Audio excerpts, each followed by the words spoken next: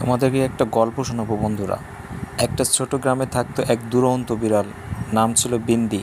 সে খুব চঞ্চল, সবসময় দৌড়াদৌড়ি করে গাছে ওঠে আর মাঝে মাঝে মাছ চুরি করতেও ছাড়তো না। একদিন বিন্দি দূরের এক জঙ্গলে ঘুরতে গিয়ে দেখলো এক অদ্ভুত প্রাণী গাছের ছায়ায় ঘুমাচ্ছে। সে ছিল এক পান্ডা। নাম ছিল পো। বিন্দি বলল, তুমি সারাদিন শুধু খাও আর ঘুমাও, কখনো খেলো না? পো হেসে বলল, খেলি তো, তবে ধীরে ধীরে, সব কিছুতে মজা আছে। তাদের মাঝে এক বন্ধুত্ব গড়ে উঠল।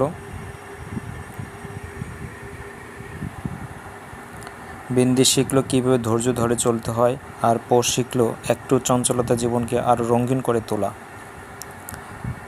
শেষমেশ তারা একসাথে জঙ্গলে ছোট্ট একটা বন্ধুত্ব ক্লাব খুলল, যেখানে সব প্রাণী এসে মজা করতে পারত, কিন্তু নিয়ম ছিল একটা, সবাই একে অপরকে সম্মান করতে হবে।